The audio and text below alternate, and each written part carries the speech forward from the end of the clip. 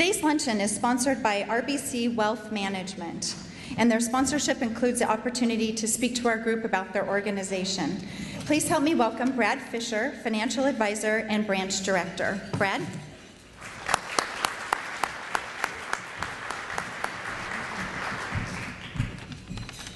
Thank you very much, Lori, and good afternoon. We're truly honored to sponsor today's lunch, and I want to thank the Chamber for this opportunity. Thanks also to our good friend, Senator Gorton, for addressing us today. Slade, good to see you again. I'm proud to be joined today by several of my colleagues at the table right here in the front. And our local office opened in 2006 with 5 employees. We now have 13 and are still growing. I was asked today to provide a brief background of our firm. Founded in 1909, we're one of the nation's largest full-service wealth management firms. In 2000, we became a wholly owned subsidiary of one of the safest banks in the world. In fact, ranked #1 in North America, the Royal Bank of Canada. At RBC Wealth Management, our vision is crystal clear: always earning the right to be our client's first choice. Put another way, we work very hard to assist our clients each and every day in providing creative and comprehensive solutions to their investment planning needs.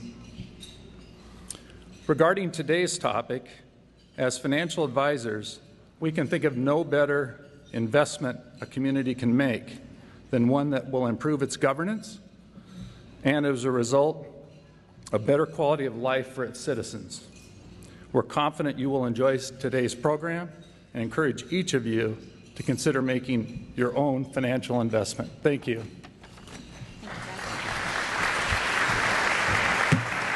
Thank you again, Brad, and for sponsoring the luncheon. And also, Brad's been a part of this task force I've mentioned, and we appreciate all your help in the project.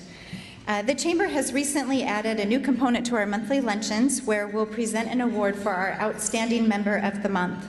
Our Awards and Recognition Committee will be selecting members throughout the year to highlight at our luncheons. The Tri-City Regional Chamber is pleased to announce Vista Engineering Technologies as the recipient of September's Outstanding Member of the Month Award. The Awards and Recognition Committee selected Vista Engineering Technologies for their recent generous support of the Chamber's Good Health is Good Business program. Their company president, Phil Ohl, was involved from the inception of the program with, I believe, a lunch early on about a year ago. Additionally, their HR director, Danette Lane, spent many hours working with the committee and our staff. So many hours, so much so that we actually thought we should probably set her up with an office in the Chamber office at one point. So we sincerely appreciate all the help Danette provided to us. Vista Engineering Technologies also is supporting the program as our weekly Wellness Wire sponsor, and 14 of their employees are participating in the challenges. So accepting the award on behalf of Vista Engineering is Phil Ohl, President and CEO. And he's also being joined by Danette, who I referred to, as well as Kevin Sullivan, their CFO, who happens to also be on the Chamber Board of Directors.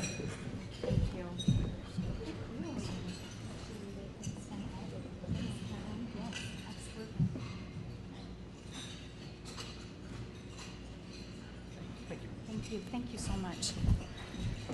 Thank you again, Phil, Danette, and Kevin, for your commitment to the Chamber and to our success. It is now my pleasure to introduce John Crook, the chair of our Board of Directors, who will lead us through the rest of today's program. John?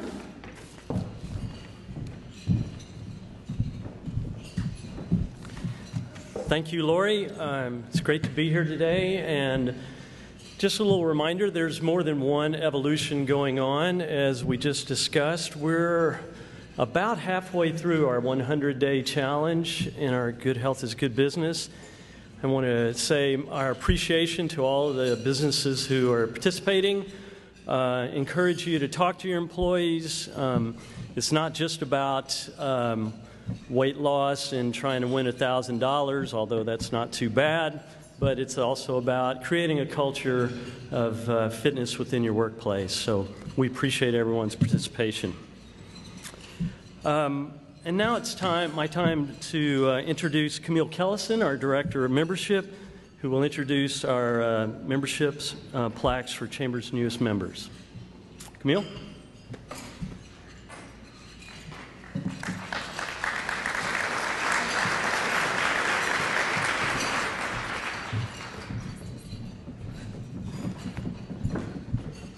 Good afternoon.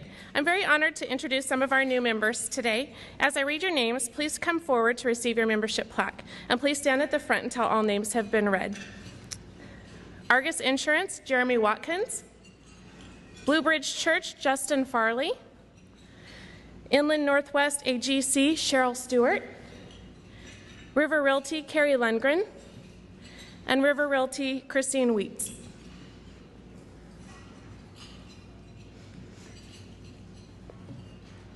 Please join me in welcoming these new members to the Chamber.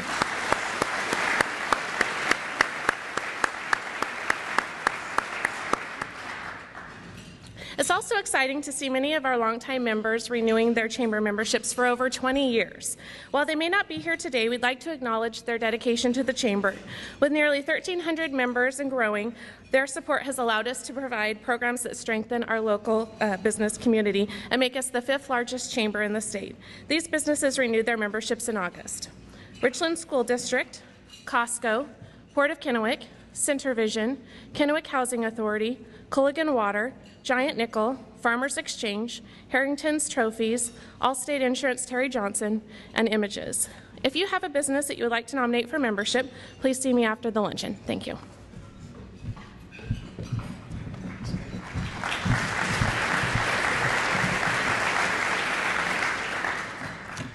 I would now like to introduce Marty Conger, who will kick off today's program.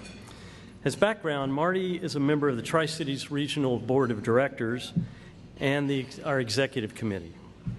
Approximately a year and a half ago, the Regional Chamber was asked by the Three Rivers Community Roundtable to create a task force and facilitate a governance study conducted by the Ruckelshaus Center. This led to Marty chairing the task force, which has since been named the Tri-Cities Evolution, a working group of the Three Rivers Community Roundtable. The Three Rivers Community Roundtable is a self-formed collection of community leaders interested in creating a bright future for the Tri-Cities region. While not formally sponsored by the Chamber, we are assisting the Evolution group with the administrative support as we believe a community-based dialogue informed by facts and data on this issue is important to our members. Marty's day job is the Associate Lab Director for Business Systems and CFO for Pacific Northwest National Laboratory. Please help me in welcoming Marty Conger.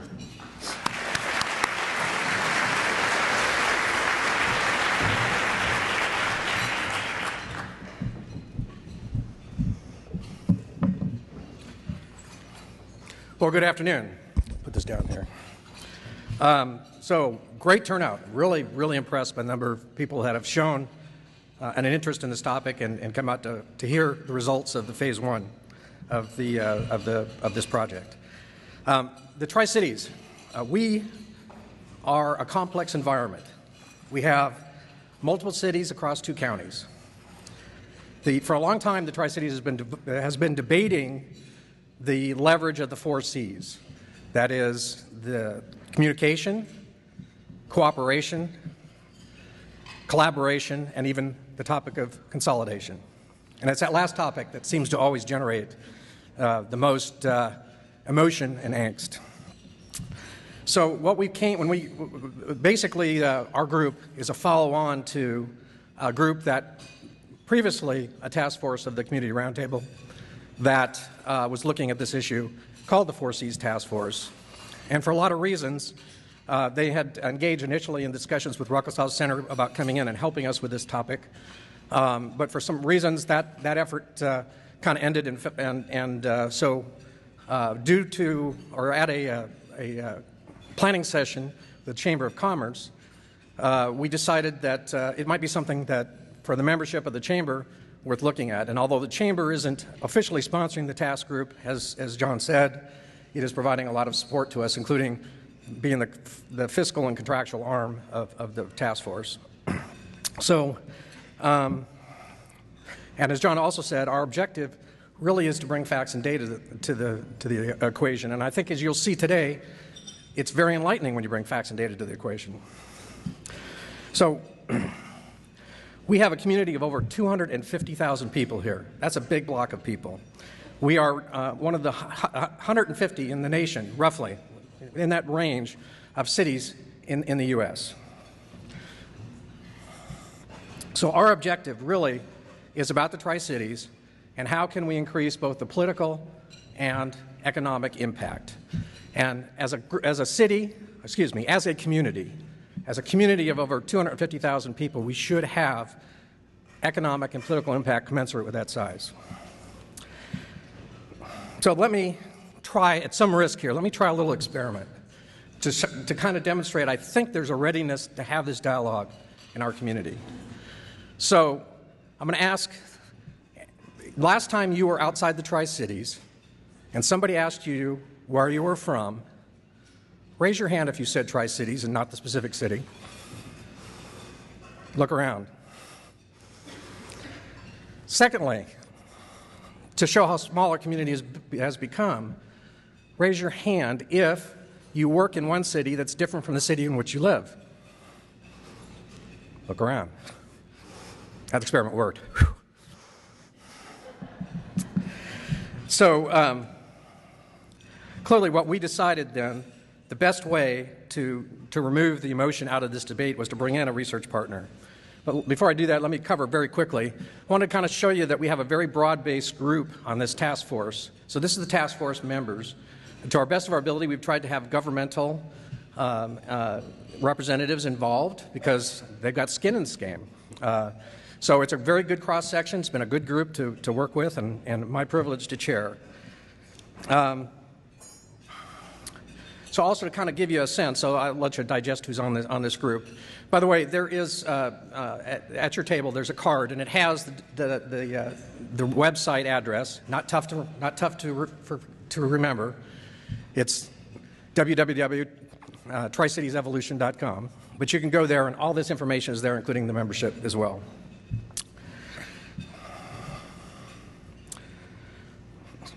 So from our group, what we've envisioned is to do this in 3 phases. Task 1 is to evaluate what other communities have done in similar circumstances and try to understand how that might inform a discussion here in the Tri-Cities. This has cost $25K, and the task force has raised the money to do this, and you're here today to get the results of phase 1, which I think you will enjoy, and I think you will find enlightening. Our next task is, informed by the results of phase 1, we want to facilitate a community dialogue on the 4C alternatives that make the best sense for our region. And that's going to cost about $51K, and I'll be honest, I'll cut the suspense.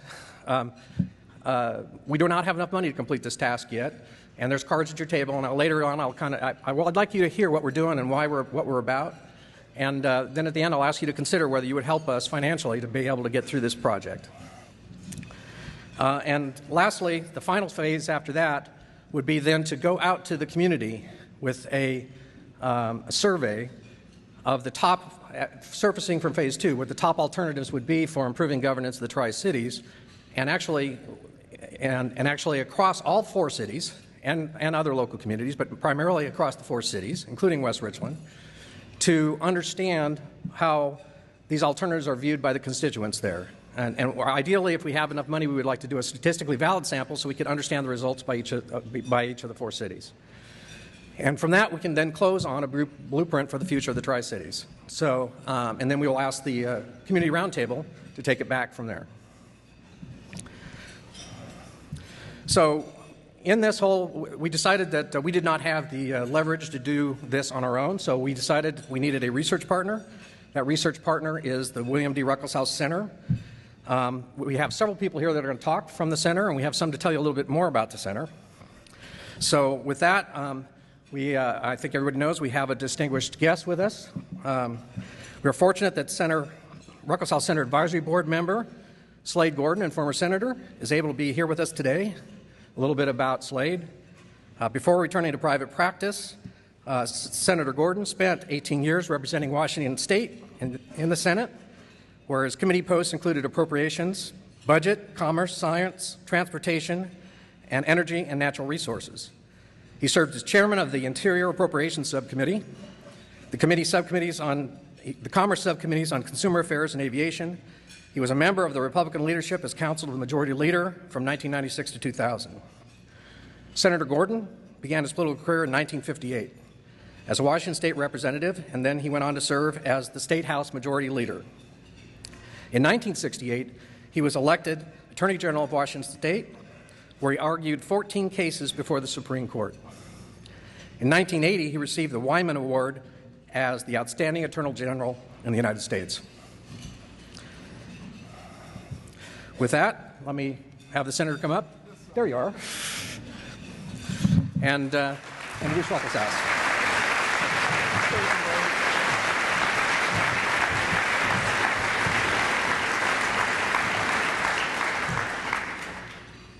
It is almost 4 years ago that with several other representatives of the Ruckelshaus Center, I came to Tri-Cities to talk about what it offered in connection with complicated problems. And so it's a particular delight to be back here today with this organization having used the resources of a literally unique institution in the state of Washington. One that is not designed to solve problems itself, to tell people what they must or should do, but to help people who have complicated problems of public policy to reach their own decisions.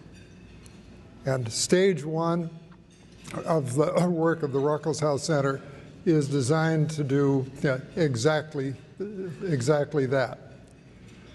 It's also a particular pleasure for me to come here because I must say subjectively, I always remember that in all of my statewide races for office, Benton County always gave me the largest percentage of votes of any county in the state, so I feel particularly welcome here. But even beyond that, I'm at the head table here with Laura Powell, who was the chairman of the State Redistricting Commission and who presided over 4 partisans who often had varying points of view, with wit, with wisdom, and with an infinite degree of patience. And to her, my thanks. I think to you, your thanks. This particular redistricting, this particular census, was the first time in the history of the state of Washington that Eastern Washington actually grew more rapidly than Western Washington did in one 10-year period. And that growth was here in the Tri-Cities, fundamentally, which is one of the reasons that you're here with these challenges for your future. The Ruckelshaus Center is delighted to be playing a constructive role in helping you reach your own decisions. And so fundamentally, I'm here to introduce Rob McDaniel, the Associate Director of the Ruckelshaus Foundation, who in turn, with various of his staff, will tell you what we have found out.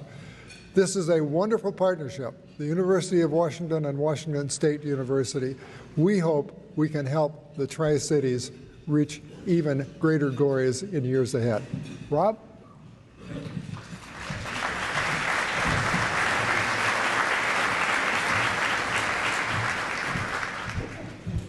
Good afternoon. Nice crowd. You should be congratulated. I'm not going to go over what's already been said. The center was founded by William D. Ruckelshaus. Bill is still very, very active with the center and wishes he could be here today, but he's semi-retired and a family matter came up and he's going to take advantage of that. I also would like to recognize, though, that the power of our center in part is tied to the excellent and most committed board that I've ever served with, and we have a number of board members with us here today. Slade is on that board, obviously. Megan Clubb, who is going to be talking in the near time behind us, has been on our board and still serves on our foundation. Fran, are you in the audience? I believe you are. Fran Forget. Please stand, Fran. Fran is on the board from the Tri-Cities, so we're happy to have him here as well. Beyond working on multi-party public policy and on collaborative planning, we have a true belief that local efforts give you the best solutions. So we're happy to be part of a project where people have taken it upon themselves to look at the future, look at themselves, and try to make decisions on how to align their interests going forward to make this a better place to live. So we're very happy to be part of that. We try not to become involved in projects where the universities can't bring value added. We think in this particular case we can do that simply by having the opportunity to go and talk to people in other parts of the country and look at the literature on this and bring what they have done and what has worked and what hasn't worked in those situations back for your group to look at and work their way through and make some decisions on that. That said, we try to build teams from both universities, the University of Washington, where Justin is from, and Mike Gaffney from WSU are the two leads for the team that we put together on this particular project. And we would have you recognize that you have a wonderful resource in your own midst that you probably all know about, and that's WSU Tri-Cities. And I believe Dick may be in the audience. If Dick is in the audience, would you wave as well? Thank Dick Pratt, our chancellor there. So you're well positioned for higher education with the campus here and the community college as well. I know what you want to hear is what was in Phase 1 and what could be in Phase 2, so I'm going to get out of the way with that. I want you to know that there is a one-pager on the center for each of you to take home at your tables. I will be around after the close of our presentation if you want to chat as well. And with that, I'd like to I would like to introduce Mike Gaffney from our Division of Governmental Services and Studies at WSU.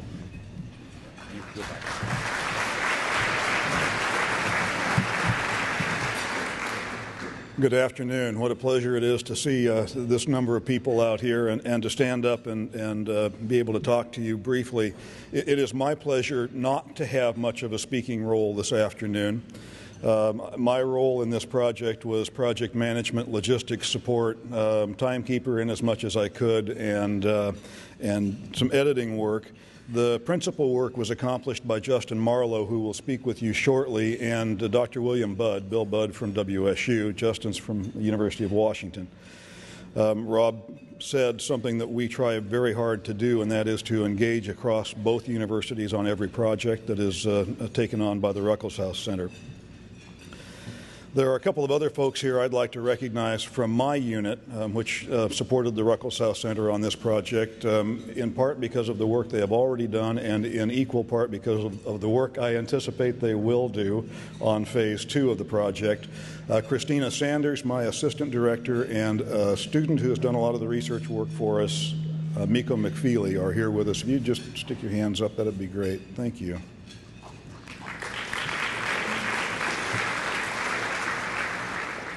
Bill Budd could not be with us here today, despite the fact that he is one of the principal authors of this report. Bill is enjoying a well-deserved travel experience. He retired from WSU August 15th and thought he might actually deserve to take some time off and fish and golf in new locations, and he is doing that. Sends his regrets. Would like to be here, but that trip took priority, and I'll honor those priorities for him. As Marty said, we started this project as a follow-on to a successful 4Cs task force project undertaken by the Three Rivers Roundtable. I see Mike Schwenk out here trying to avoid notice in the audience. Mike was, I believe, my first contact on this project. Thank you for getting us involved. And we were asked to move forward from that really sound base from the 4Cs task force report to look at options and opportunities for enhanced governance and for meeting the goals that Marty identified of making the Tri-Cities regionally recognized in the ways that it ought to be economically and politically. We had a very easy and focused task. We were supposed to look at all 4 of those C's, communication, cooperation, collaboration, and yes, consolidation, and all of the empty spaces in between, and whatever else we thought might be germane to the conversation to help build this project. So Bill and Justin took that not well-structured task on and have found, I think, every existing example of a consolidation, many examples of collaboration, and countless of communication and cooperation. Their research from those examples is what will fuel the next 2 phases of this project. And it's my pleasure to in just a moment here, turn the podium over to Justin to give you the details of that. But I want to give you a sense of the effort that went into this. I firmly believe that between the 2 of them, Bill and Justin did, in fact, identify every example of a set of communities that considered and either declined to undertake or undertook successfully or unsuccessfully a consolidation as kind of the capstone of the 4 C's project.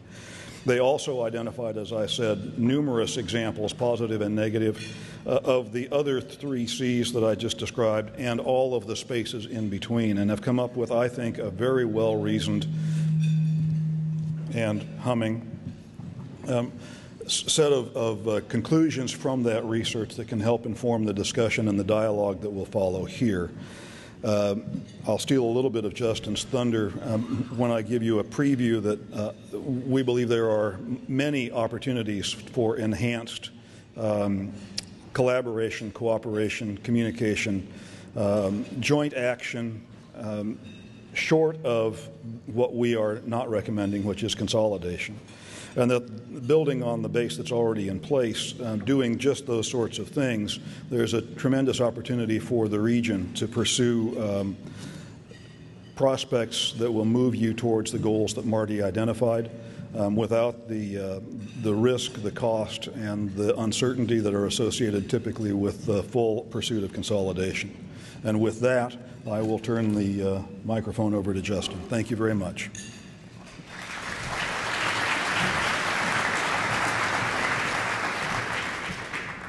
Thank you, Mike. It's indeed a pleasure to be here. Thank you for having us. I'll try to step back a little bit. Maybe that'll help.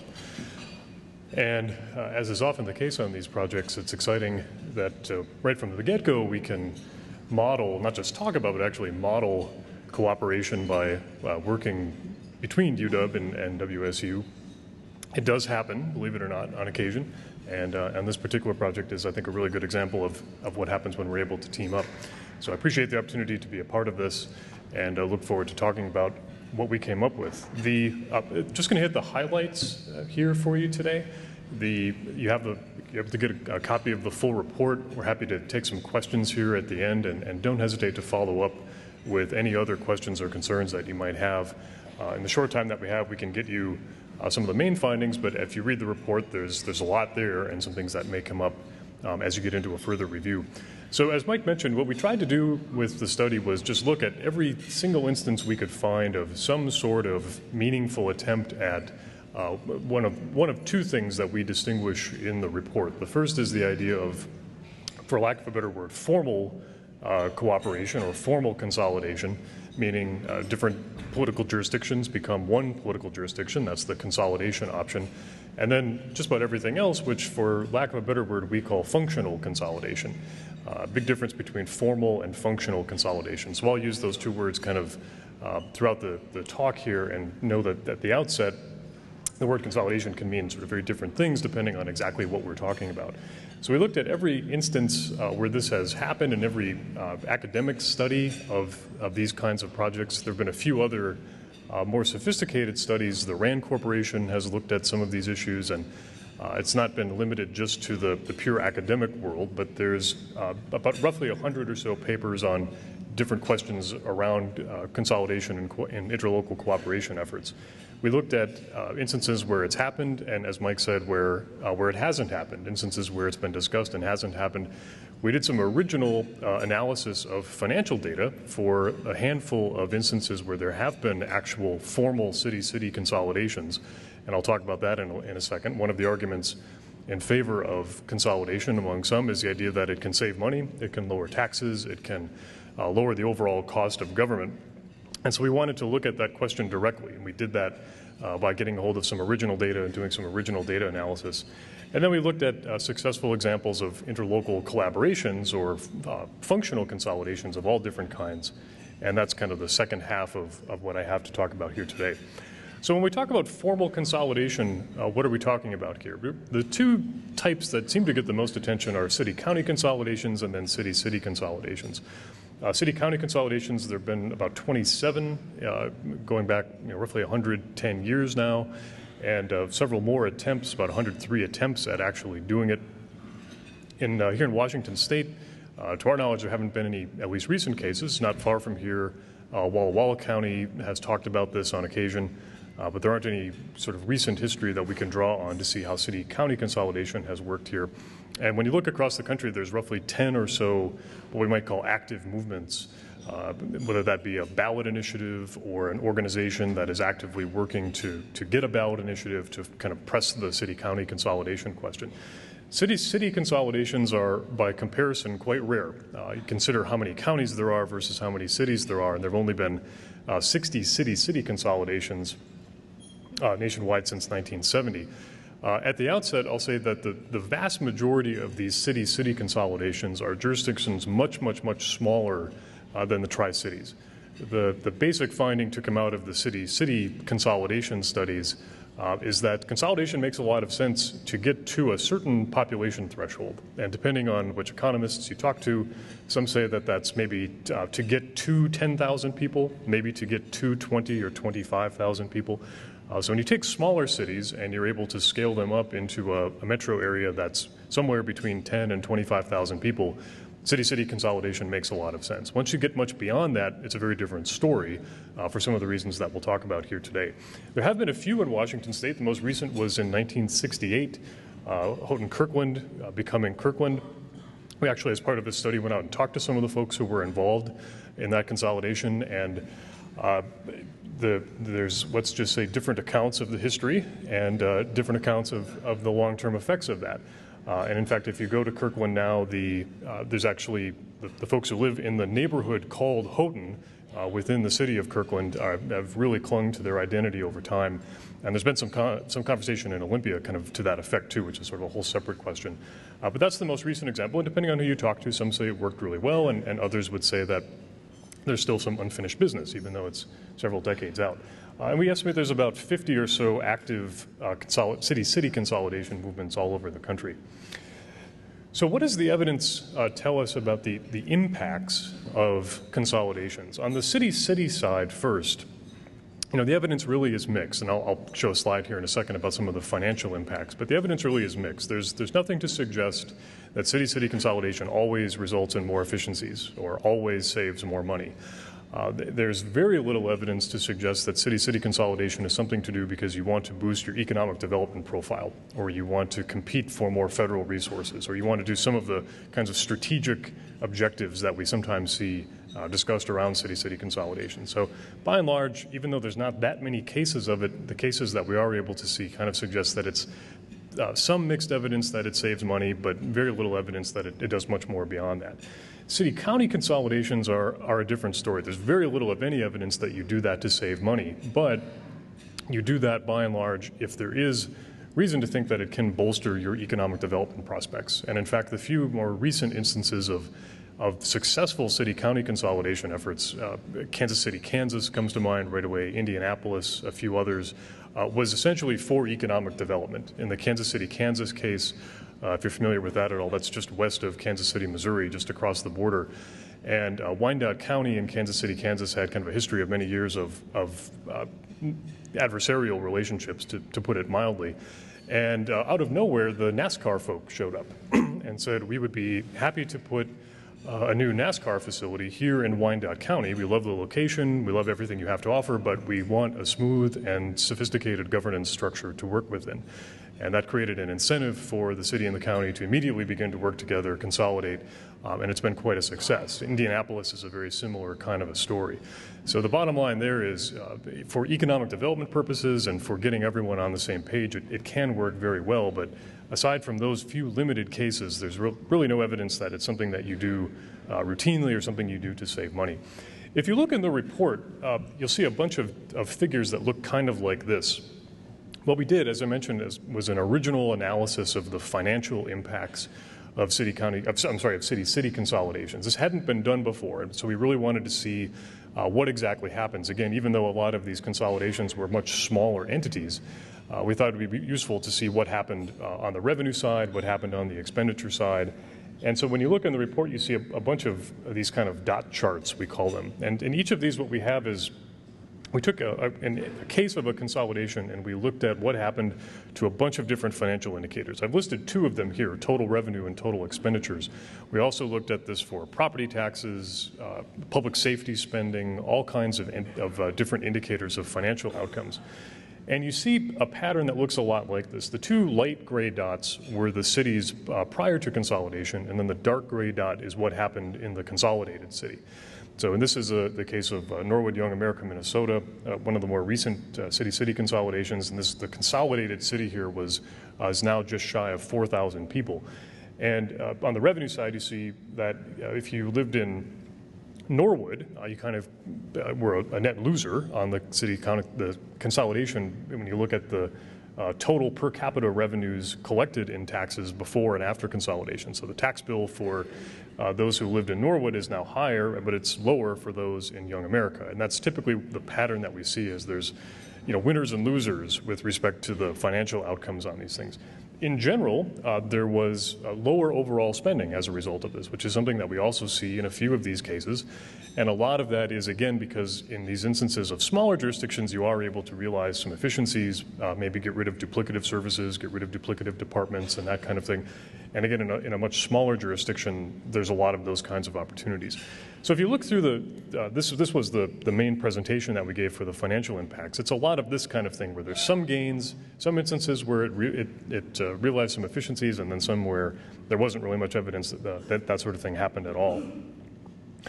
So again, the basic conclusion on the formal consolidation is that there's some cases where it works, but by and large, it's not something that happens often, and it's not necessarily something you want to look to as the first strategy for trying to promote greater community-wide interlocal cooperation.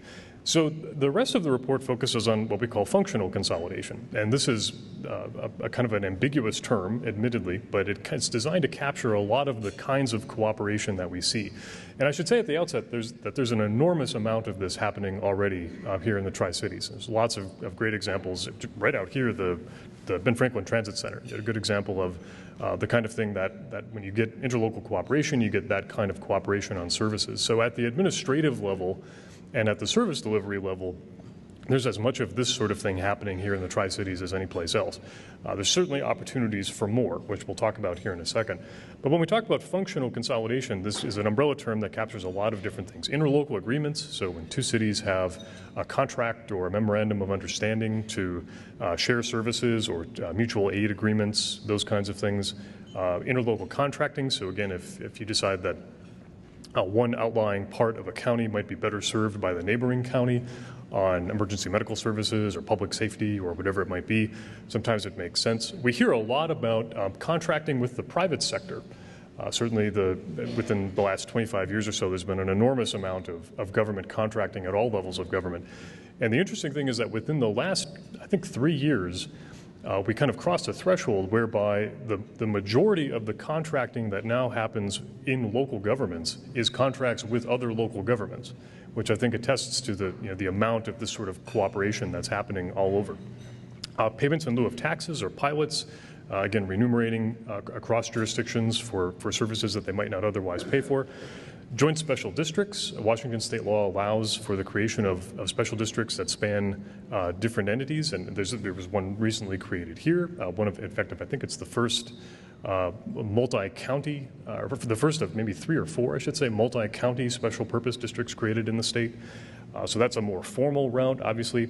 And then we have a bunch of other more collaborative organizations where people just get together and talk, which can be enormously helpful and is really a necessary first step in a lot of this. Regional councils, local professional associations, those kinds of entities are really the necessary first step in a lot of this kind of collaboration.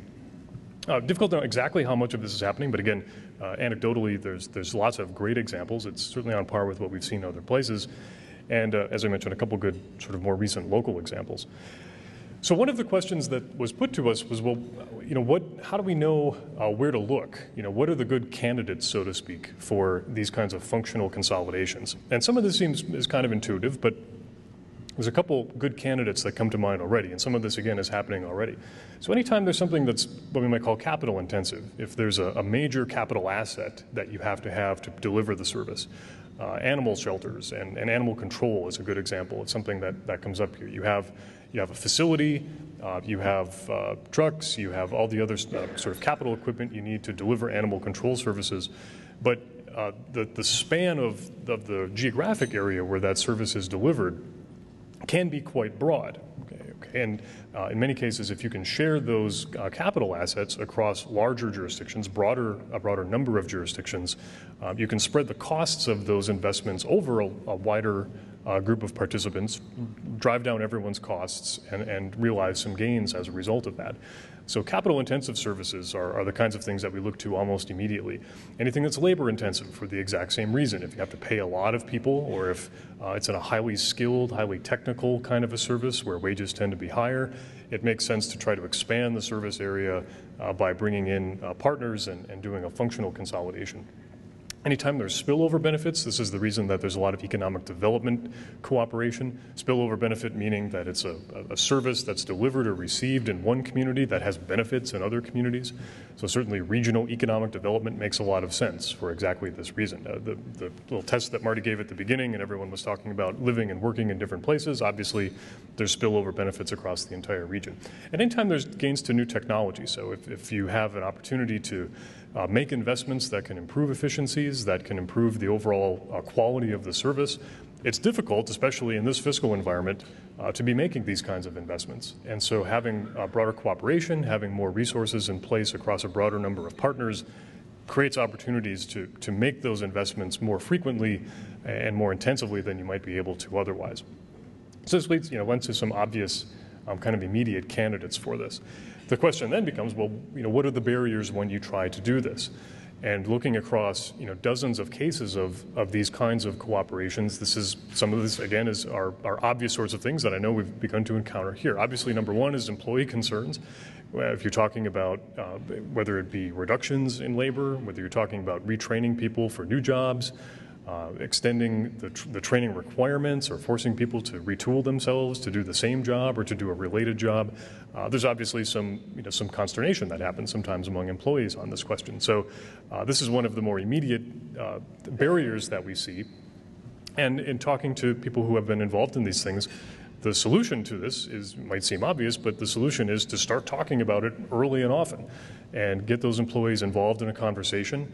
Ironically enough, some of the most successful cases of functional consolidations were ideas that came from employees themselves. As soon as the conversation changed to consolidation, then employees tended to say, well, as a matter of fact, we think we could do this more efficiently, we think we could do this better, we could cooperate across jurisdictional lines by doing this.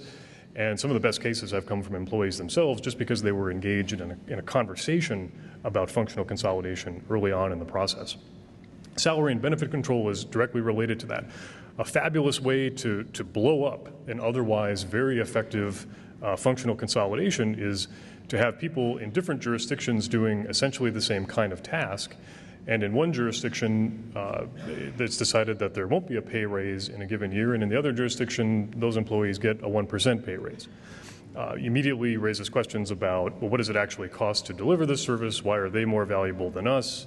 What kinds of concessions can we expect as a result of that?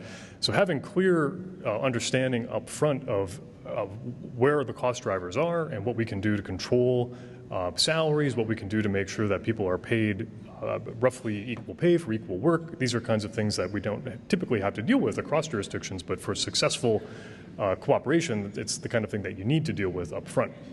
The third concern is more of a technical kind of an accounting question, but again, if you can come up with ways to share an asset, the question then becomes, how do we share the costs of those assets? How do we allocate the costs of maintaining that animal shelter? How do we spread the costs of updating the police cruisers or whatever the capital assets are? And there's ways to do this, some very sophisticated ways to do this from an accounting standpoint. And really, we've found that really good interlocal cooperation almost always has very good cost data, very good management information systems, very good accounting information systems behind it, so that people know exactly where they're using the service, what to pay for it, and how to pay for it. Very important consideration that has, in many cases, become a real barrier. And then there's the double taxation question. Sometimes people will say, I pay city taxes and I pay county taxes, but if the city enters into a local agreement with the county and the city is sending money to the county, why am I not, in effect, being taxed twice as a result of that? And there's kind of a more technical explanation. The simple answer is that under Washington state law, that's actually not happening, but we can talk more about that if you like. We go into that in the report in a little bit of detail. But this is more of a kind of a perception issue that needs to be dealt with right up front. The last point that we make in the report is that we can talk about the technical barriers, we can talk about the administrative barriers, we can talk about some of the kind of challenges from a financial standpoint, but fundamentally, looking across a lot of different good examples of interlocal cooperation, the thing that really matters the most is what we call in the report the issue or the question of democratic performance. We consolidate and we enter into interlocal agreements because we want services to be better. We want them to be cheaper or more efficient or better quality or whatever it might be. But what we often forget is that ultimately decisions about how and when to deliver services need to be made by individuals in individual communities. And we have to, up front, deal with questions of how are we going to, as individual communities, share in the decision-making about these services, and what we call the democratic performance issue. Some of the barriers to this, obviously turf and trust. We're not used to, in many cases, working across jurisdictions, and so there has to be an enormous amount of trust among the elected officials, among the administrative staff, among anyone else that's involved in service delivery in any way, shape, or form. The turf issues are natural. That's an obvious thing that comes up in a lot of situations, but those have to be addressed up front in as much as they can. Sometimes we looked at a few cases where there was conversations that went on for 10 years before there was any discussion, open discussion about functional or formal consolidation of any kind. And it just takes that long for people to get to know one another and to really understand where they come from when they deal with conflicts and to really come to some shared understanding of how to go about trusting across different jurisdictions. Coordination, obviously, is a big issue, and decision-making. You have to come up with a way of dealing with challenges up front, how to share decision-making authority, how to avoid a situation where one jurisdiction is able to trump another jurisdiction. Those things happen all the time, and you want to try to avoid that up front. And the same on the accountability and oversight question. There have been some wonderful examples of interlocal cooperation. I mean, a really good example that we came across in looking at this was police dispatch, right? Shared police dispatch in a community not too far from here that will remain unnamed for the moment. And there was an interlocal agreement in place for a long time. Everyone was more or less satisfied with it. A call came in, a senior in one community called the police and somehow was able to discern that the dispatch was not in that jurisdiction but in a neighboring jurisdiction. The police came out, took care of the issue, no issue at all.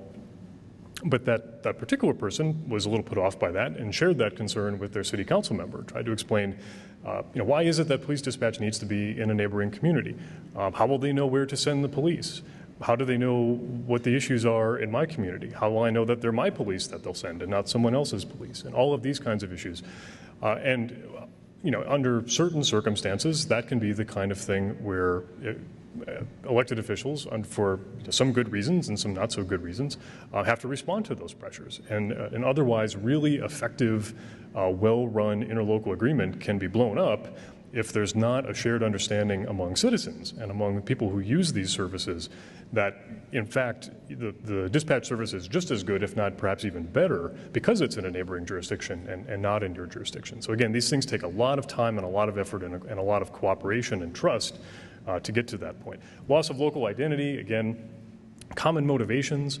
We've run across some interesting examples. I mean, a good one is in the EMS context, emergency medical services context. Again, a local example that will remain unnamed for the moment. Some local jurisdictions like to think of emergency medical services as we will get there fast and we'll do a quick triage and get you to the hospital as quickly as possible. Other jurisdictions think of it as we will get there. It might not get there as fast because we're going to send out a lot more equipment, more qualified, more skilled, more sophisticated med techs who will be there, who will stabilize you, make sure that you're comfortable before you go to the hospital. Very different philosophies for delivering essentially the exact same service. If we're not on the same page when we begin to talk about cooperation, these kinds of issues will very quickly get in the way of an effective interlocal collaboration. So having some sense of that shared mission, why we're doing what we're doing, what are the common motivations, again, intuitive and simple things that just take a long time to work through all of the details in advance. So the good news is on this democratic performance challenge, as we say, it starts with exactly these kinds of gatherings. It starts with exactly this type of conversation within the community. There's a lot of this sort of stuff going on already. The question is, what are the next steps? And how is it that as a community, looking across jurisdictions, we can come up with these shared goals, shared mission, shared identity, and it takes this kind of conversation and this level of intense involvement on the part of civic leaders to bring the conversation to that point. So our main finding is that this is incredibly encouraging, and this is, as we said, a multi-stage project, and I think the prospects for Phase 2 and Phase 3 are very good precisely because a lot of the key elements are already in place. That ongoing dialogue, like we said, is really the key, and looking forward to Phase 2 and Phase 3, I think that's exactly what they have in mind for this, and we look forward to continuing to talk about that. As I mentioned, if you have other questions or concerns, the report is there, and our emails are there. Don't hesitate to follow up, and we want to leave some time here at the end for some questions and comments and other conversation. Thank you.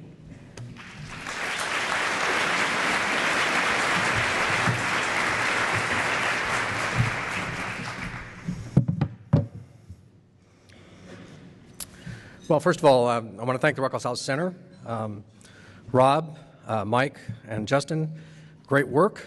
And Senator Gorton, thank you for introducing them. I think we can all say that the Senator stands out as a true statesman from the state of Washington. And we're really pleased to have you here to help with this introduction. So as you might imagine, when the task force originally got the report, we were somewhat surprised.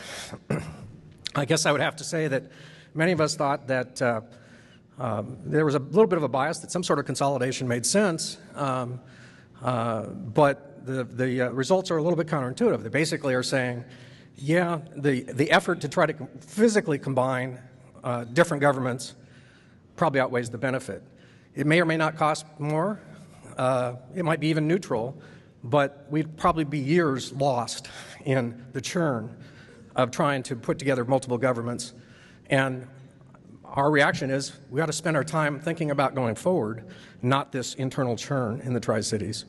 So I think our opportunity that has been laid out to us by the Ruckelshaus Center through their research says we have untapped opportunities to work together, to collaborate in a metro type of approach where we have some organizations tackling functional issues across the whole Tri-Cities area. So I think it's a great study. I think it's going to help us a lot as we go forward in our deliberations, and I very much look forward to Phase 2 and Phase 3.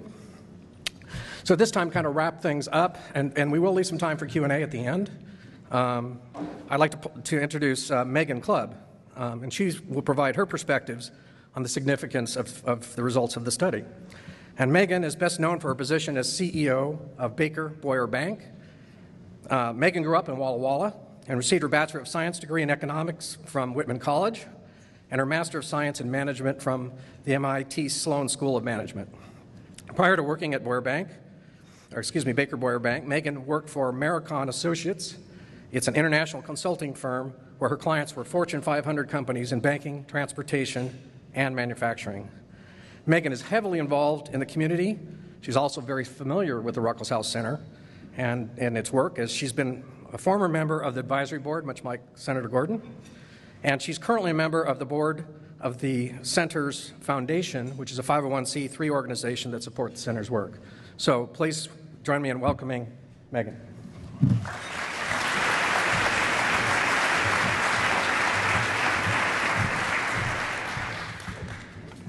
So I'd like to just share a really quick story about a project that I've been actively involved in and that has a lot of similarities to the Tri-Cities governance study. In 2000 in Walla Walla, we were facing a fairly significant problem. We actually were facing a future where we knew we were going to have a shortage of water, water for irrigation of crops, water for drinking water for housing developments, and also water for successful migration in the Walla Walla streams. And at that time, the Washington State Department of Ecology was really breathing down our neck. And they were threatening some enforcement actions because salmon had not been migrating in the Walla Walla streams for many, many decades. A group of us got together. There were actually 8 of us, and it included farmers, business leaders, people that were from the environmental community, as well as members of the Umatilla tribe. And I'm sure you can see that that cast of characters is a certain unlikelihood of arriving at a consensus opinion. But we did. And we did because we had a lot of support from the Ruckelshaus Center. One of the first things we had to kind of explore, and they came up with some really leading edge ideas for us, as to how we could locally manage our water. And they actually came out with great ideas to help think about how we could alter and merge some, not all, but some of our existing government entities. There was a really big issue. We had been managing water in Olympia for the valley, so we had to make sure that we had the resources in the Walla Walla Valley to do our own local governance. They really helped us avoid developing a resource-draining bureaucracy. None of us wanted to see a big, complex, money-sucking kind of a environment and bureaucracy going. And simultaneously, though, they were able to help us develop a structure that was able to adapt to change and that's going to really serve us well into the future. Well, after the first phase of the study, which we had some ideas from the Ruckelshaus Center. We liked it. We came up with our own thoughts of what we want to do, the group of the 8 of us. We had to go out in the community, and we had to sell our ideas, because if the community didn't buy into the concepts, our ideas were going nowhere. So picture this.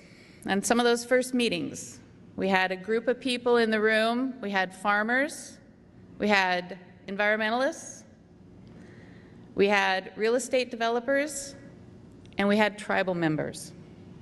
And I can tell you, in those very first meetings, the hostility you could just feel in the room. But the Ruckelshaus Center really helped us have a safe conversation and get beyond some of those contentious issues that had been brewing for so many years. And I have to say, the other thing that the Ruckelshaus Center really did successfully is by providing that research, we were able to start discussing various plans for a local shared governance mechanism to achieve the goals that we all collectively had, but that we were having a lot of disagreement about how to get there. In 2009, we actually obtained legislative approval to birth a local governance organization. It's called the Walla Walla Watershed Management Partnership. So we had to go to the legislature to get approval to manage water at the local level. And Slade, I'm pretty sure you would agree that before we started this project, if we would have told you that we would get legislative approval for management of water at the local level, no one would have been betting on us. So today, this Walla Walla Watershed Management Partnership is a voluntary program. It's allowing us to manage our water collectively and collaboratively at the local level. And most importantly, we're getting along. And we have control of our future, which is a much better outcome than having Olympia prescribing solutions on how we should solve our own local problems. So I don't profess to know the answers to where the Tri-Cities should go on this issue of governance. I do know that the effort is really worth the time, energy, and basically it's going to take a lot of robust conversation. It has to be a broad community conversation. It has to be a conversation that is driven by facts, and that's where the Ruckelshaus Center really helped us, so that the conversation isn't driven by emotions and that really past baggage. Today, it's important for the Tri-Cities to have a common identity, both for economic and political clout. And there's been a continuing evolution towards this end. Now's the time, pick up the pace, work with the Ruckelshaus Center to help us sort out the opportunities that can happen. Phase 2 of the Ruckelshaus study effort is designed to stimulate such a dialogue and capture the most promising opportunities for a broader consideration, because together we can have a bright future. Thank you.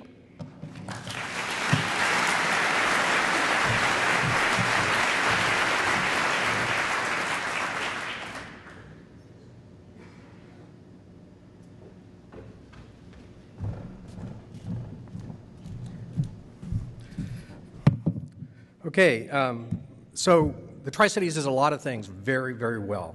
There's actually a lot of examples, great examples here, of collaboration, cooperation, communication.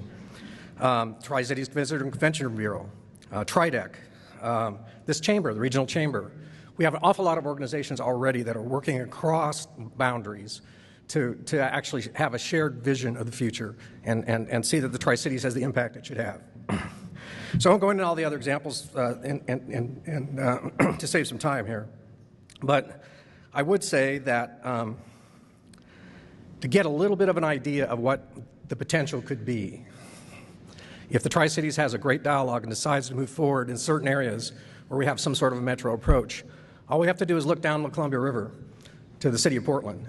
The city of Portland has a group called Metro. Metro is responsible for planning, regional facilities districts, transportation, and they do it across over 25 cities and local governments. They're a standalone organization. They've been chartered to do that. They can break down the barriers, and they can make sure the Portland metropolitan area looks and acts like a singular community. So I think the challenge for Tri-Cities is to enter into a dialogue and decide how we want to have that same singular type of impact here in the Tri-Cities, how we can preserve the culture, the history, the rich culture and history of our individual cities, but coming together have an impact that goes well beyond that with these type of metro approaches where they make sense. So I don't know exactly what the answer will be, but I do believe the dialogue will be interesting, and I think it will help shape a blueprint for the future. So to give you a sense, up to this point we've relied on donors, many of them companies, many private individuals, but now this is a community effort and we need to reach out. So I'm going to ask for your help. We have raised enough money to complete Phase 1 and pay for Phase 1. To get to the end of Phase 2, we need about $21,000 more to get to the end of Phase 2, and then we need $80,000 for Phase 3. Now, I don't expect to get all that here today. Put your mind at ease. But there's 370 people in this room. There's donor cards in front of you, and if you had the ability to give something, you can do it by credit card or check, and there will be people collecting them at the door. And I understand if you don't want to give, but if you would help towards this community-based effort, it would be greatly appreciated.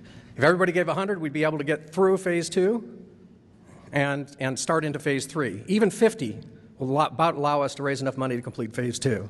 So I just ask you to look, and if you feel some excitement about what the potential is for this effort, I'd ask that you consider giving to us. The other way to give, you complete the donor card with the check or the credit card, and there'll be people collecting it. By the way, they're also handing out at the door, or standing at the door, they will be handing out the executive summary of this study. So you can, if you want to read a little bit more in the executive summary, it'll be handed out at our website, which is here. At our website, You can also go there and you can see the full report if you want to see the full report and the dot charts, which are rather quite interesting, that Justin mentioned. If you do not choose to give now, but you might want to give later, you can always go to keep that donor card and mail it in to the regional chamber who's collecting the money for us, or you can go to the website. It can also direct you to different ways to help us out. So please, if you can, help get this across the finish line. So my closing remarks is we have a great opportunity here. It's time to shape the future of the Tri-Cities. I think we have always put on a face of a cohesive community of more than 250,000 people. With that, I'd say please do what you can to help. I want to thank you for being here, and I think together we have a bright future. With that, I'm going to ask the speakers to come up here, and we'll take some questions. But excuse me, before I do that, I neglected one thing. Everybody that is on the task force that's here, would you please stand up?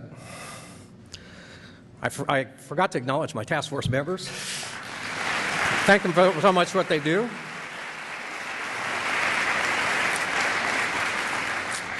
Thank you.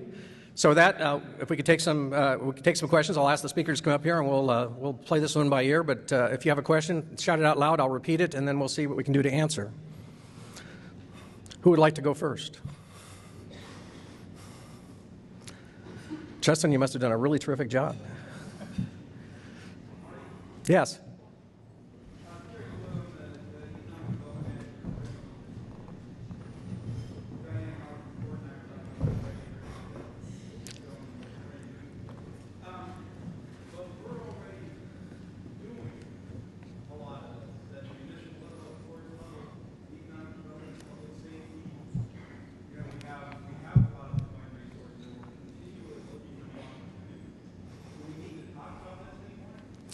So Gary's comment is, we're doing a lot of this. Do we still need to have a discussion? Why don't we just launch? Anybody would like to address that?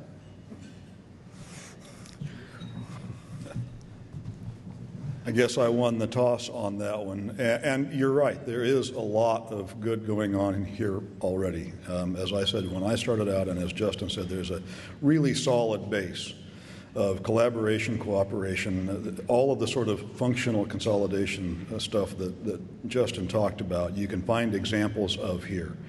I think the power in a continuing conversation is moving from that solid base and identifying additional opportunities to do more of that sort of thing, to do that sort of thing in different ways.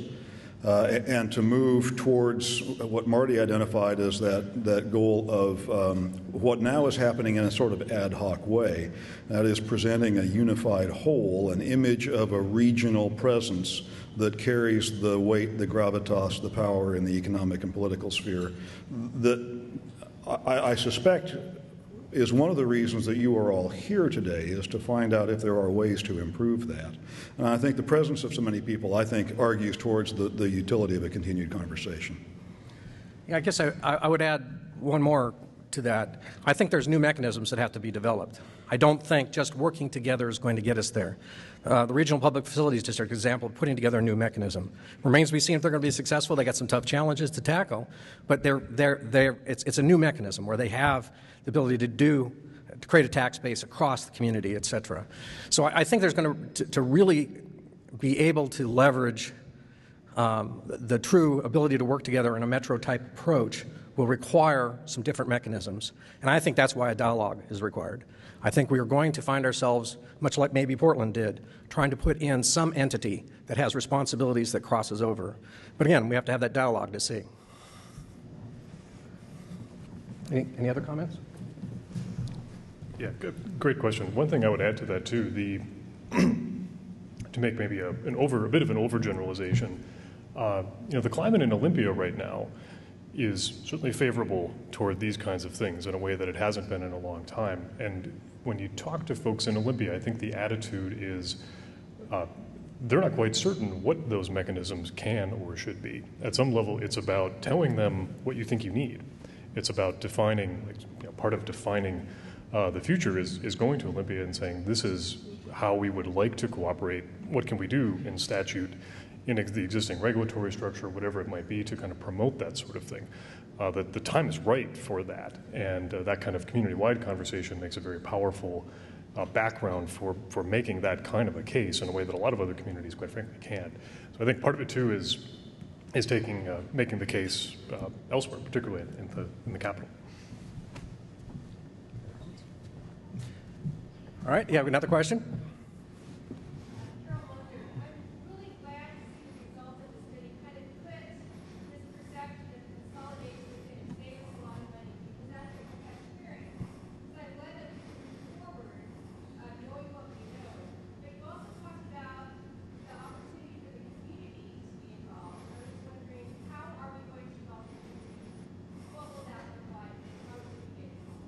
So Carol Mosier, thank you for that question. The question was, she was glad to see that the issue of consolidation is put to rest, that it would save money. I don't know if it's entirely put to rest, but it certainly is. The data shows it isn't going to save money. What I would say is I think it's put to rest for at least a long, long time while we go figure out other things that we should be focusing on. But the real part of her question was how might we get involved? In fact, right after this, we're meeting with Ruckelshaus to lay out phase 2. What we envision in getting involved is community dialogue, some with community leaders, some with broader community forums. We're going to publicize them. We're going to invite people to come, and if you're interested, I hope you all get a chance to come in and share in that dialogue. And I think Megan did just a terrific job of pointing out why Ruckelshaus is so key to this as a neutral administrator. I mean, what they can do is since they have no skin in the game, they can have that dialogue, and if the dialogue gets heated, I think Ruckelshaus Center has some very good skills in how to have everybody be heard and understood and come to some mutual consensus. And that's why I think Ruckelshaus is such a great partner for this. And I thank Megan for making that point so well. Anybody else have anything to add?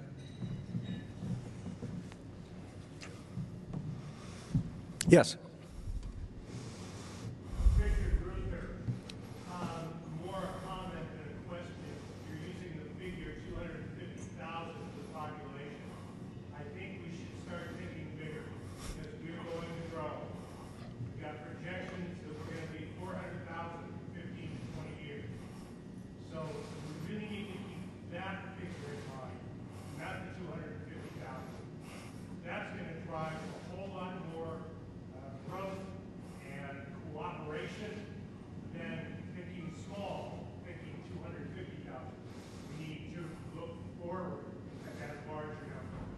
Excellent comment, Richard. His comment was, this community is now 250,000 folks, but in the next 15 years, it's likely to be 400,000. That's projections, and that's a whole different ballgame. I think your point is very well taken. Thank you. Any other comments or questions?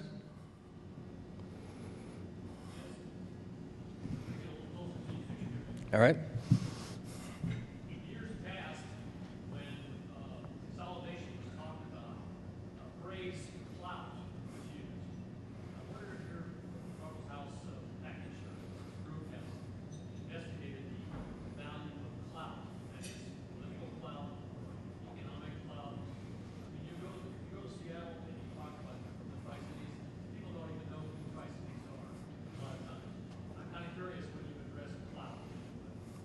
So the question is has the Ruckelshaus Center addressed the issue of clout?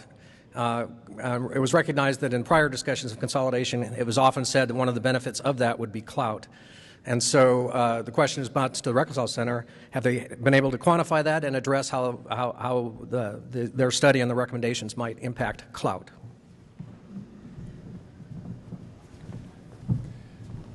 Yeah, the simple answer is we didn't.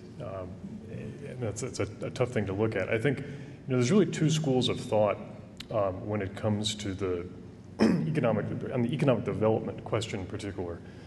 Excuse me, the question of going to Olympia or going to Washington D.C. and having clout. I think the simple answer is that depends on a lot of different factors, but certainly as a general rule, bigger is better. And but more importantly than that, having a cohesive unified story that everyone is telling about the community probably matters even more. On the economic development side, there's really two ways to look at that. On the one hand, there's certainly something to be said for scaling up, but when you look at, we talk to site location consultants and talk to others who are involved in economic development, What they tend to say is, first and foremost, what we want is effective governance. We want to be able to know that there's a clear line of communication between the business community and government. We want to make sure that there's a good working relationships across all of the different segments of the community, so that depending on which direction my business takes, if I want to grow it or expand it or move it or whatever it might be, that I'm not having to engage in those transaction costs that sometimes come up across communities. Especially when you start to get into competition among jurisdictions nearby. Some businesses, some economic development folks really do well in that setting, but most don't, and most would prefer to know that they can go to a community and have a community-wide economic development approach rather than working with a single jurisdiction within a broader community. So in that sense, it's not so much a size or a clout question so much as having really solid working relationships that everyone can depend on. And if you can be larger and still have those relationships, that's a real value add that a lot of places can't really boast. I'd like to also say, in our case in Walla Walla, I got tremendous support and ideas from the board members that I was part of at the Ruckelshaus Center.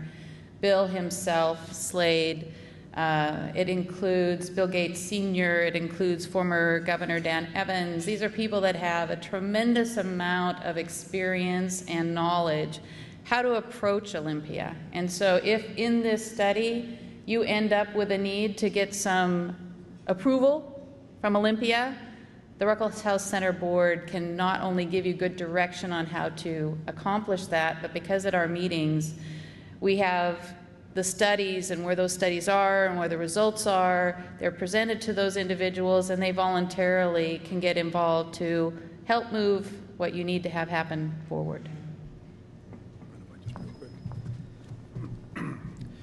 From my perspective, the question of cloud is not really one of status. It's one of access, of voice, of credibility, of the ability to convince others.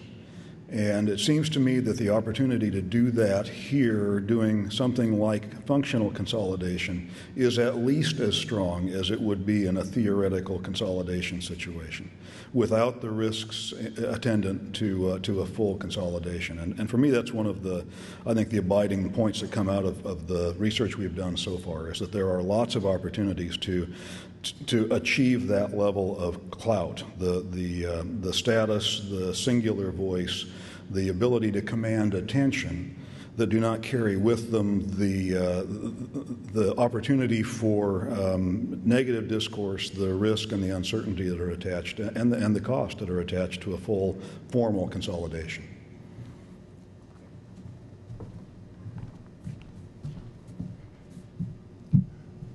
What I see from what you've done so far here in the Tri-City area, and from what you have learned through the Ruckelshaus Center study, is the Tri-Cities are unique. What you have done to bring yourself together to make this a better community, to make it more prosperous, is not identical to what has happened in any other similar community in the United States of America. Nor are any of the other communities that you may regard as comparable doing something that has been so good and so overwhelmingly successful that everyone else wants to copy it. This is a unique community, as are the others. But what I think I do have to say is you can't possibly stop and say it's perfect right now. Someone said, you're going to come close to doubling your population in 15 or 20 years. I think that's probably the case. And that will present all kinds of new challenges. So it is really important to keep this organization going, to talk about the future, to envisage what it's like, and to come up with ideas that help you here see what other communities have done as you will through this, but do it in your own way.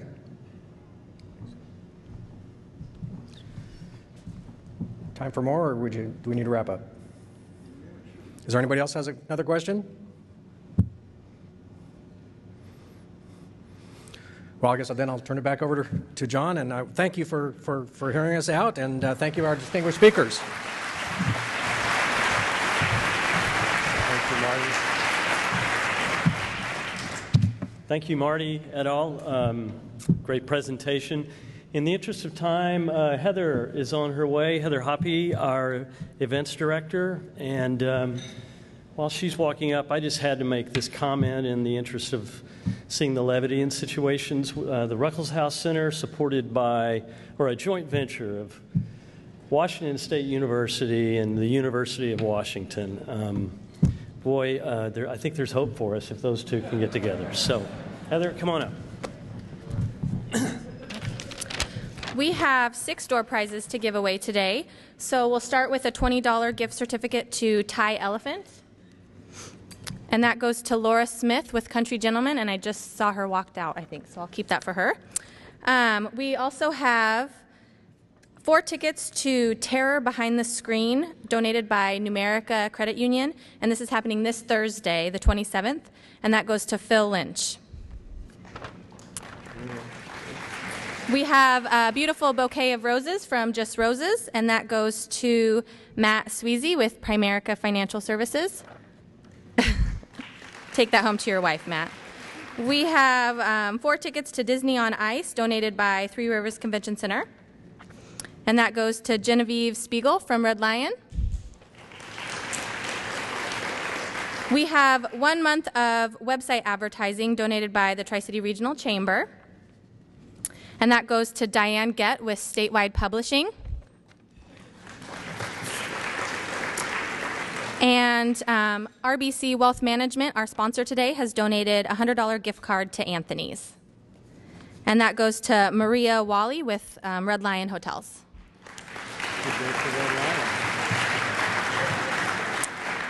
Thank you very much to the member businesses who donated door prizes for this month's luncheon. And if you're interested in donating for a future luncheon, please see me after the program. Thank you. Thank you, Heather. Before we adjourn today, I'd like to thank our luncheon sponsor, RBC Wealth Management, Charter Communications for recording and replaying today's program, the Three Rivers Convention Center for hosting us, the Tri-Cities Evolution Task Force members, and of course, our presenters Slade Gorton, Megan Clubb, Rob McDaniel, Mike Gaffney, Justin Marlowe, and Marty Conger. One more round of applause for them, please. So, final notes. Reminder to reserve your booth space for the Chamber's Business Expo, which occurs exactly 1 month from today at the track in Pasco. Space is filling up fast, but there's still time for reservations.